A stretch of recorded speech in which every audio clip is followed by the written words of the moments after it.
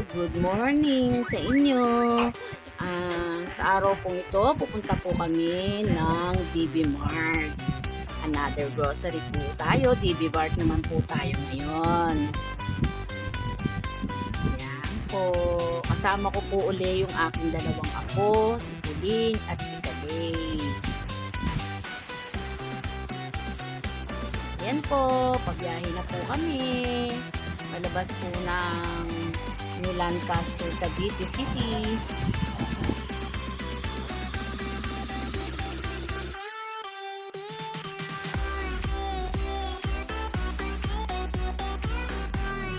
Last, nakarating na po kami dyan sa DB Mart.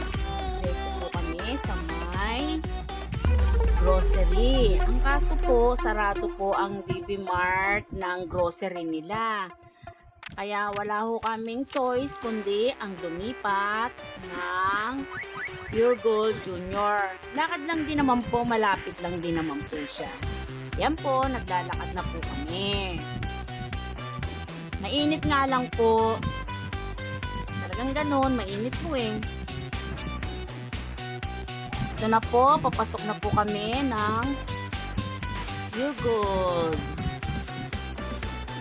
Po, nasa loob na po kami. Pili-pili po ang lola nyo.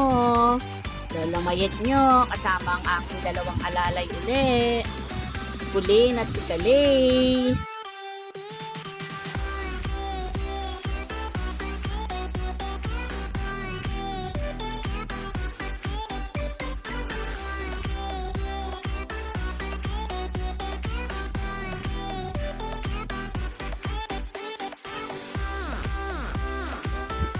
Po, pili-pili po ulit tayo ng mga gagamitin natin sa pagluluto.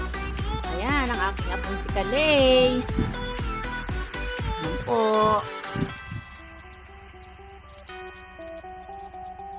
Pili-pili po kami. Siyempre, alam nyo na, ang Lola Mayet po pumipili hanggat maaari ng may mga buy one may kasama, kahit to 50% off, 30% off. Minsan po may buy one take one na nakukuha kami. Minsan po may libreng maliit na ganun din. Okay na po yun.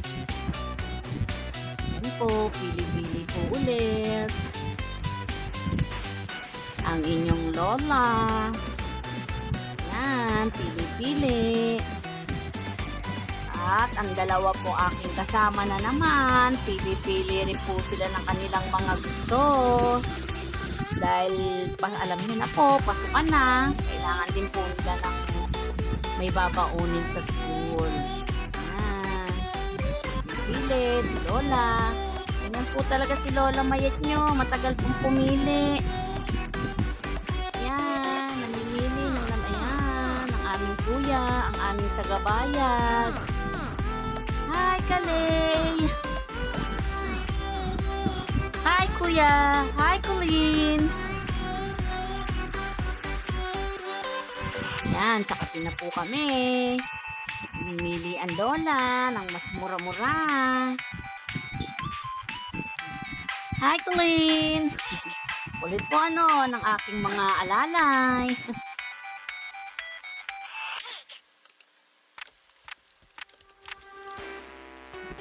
Coffee. 3-in-1. Yan. Mga baon na po nila. Mga pang-snack din. Pagka po merienda. Kailangan na po yung mga yan. Kailangan meron ka nakahandang mga biscuit. O mamon-mamon. At sa aking dalawang alaga. Ay, nako, puno na po ang aming isang trolley. Pinapakuha ko po uli ng isa pa. Dahil po, pag kami po pumunta ng mga sabon-sabon naman po uli. Kumukuha na sila ng pambaon nila. Pati si Kalay. Yan na po, sa likod ko, yung isang na naman. Lagyan ng mga grocery. Ayan. po kami. Lumipat na kami sa aming mga hygienes. Bibili po ng shampoo.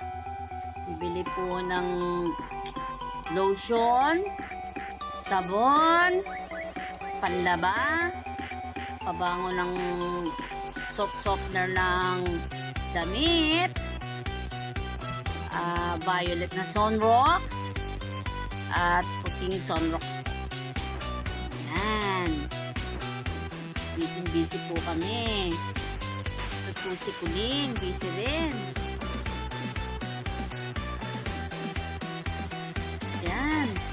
Nag-iisip po kung ano ba talaga bibilin ko. Balik-balik ang lola nyo, lola mayad nyo. At eto na po, pagod na. Pumila na po kami sa bayaran. As usual po, yan po ang aming kuya, ang aming katabayan. Kaya manghuhula na naman ako. Ewan ko po. Kinakabahan po ako pagdating po sa bayaran eh. Kala niyo po ako nagbabayad din po. Ay, naku. O, alam yan. Unang-una, mga pambaon ng mga bata. Ayan.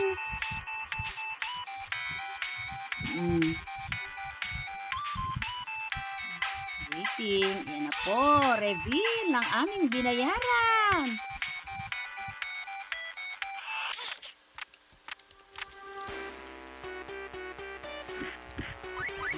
Ano? Hindi pa po iyan. Dahil ayan pa po. Yung mga gamit na po, mga sabon naman, gamit sa bahay, sa paglalaba, mga hygiene namin, toothpaste, toothbrush, aking mga kalola, katulad ko po. Kahit na po yung mga nanay, nakatulad naman ng aking mga anak. Please subscribe po sa aking vlog at pakishare na rin po. Dahil marami pa po akong content na ibibigay sa inyo. Hindi lang po ito. Huwag po kayo magsawa sa akin. Salamat po sa lahat-lahat ng nagla-like, share at subscribe. Salamat po. Bye-bye!